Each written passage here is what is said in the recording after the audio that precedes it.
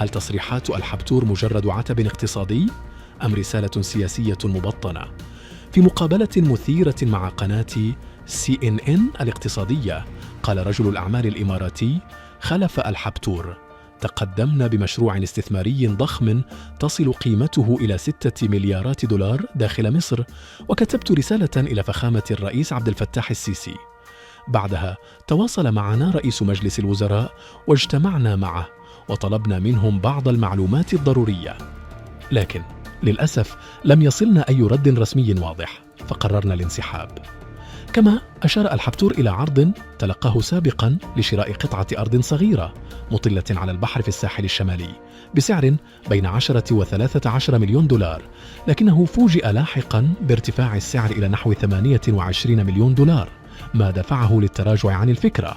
لكن المفاجأة لم تكن هنا.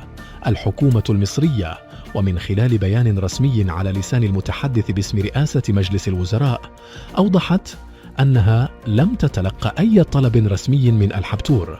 الحبتور عبر منصة إكس قال: تابعت باهتمام بيان رئاسة مجلس الوزراء في مصر حول ما تم تداوله بشأن قطعة الأرض، وأشكرهم على التوضيح الشفاف والواضح.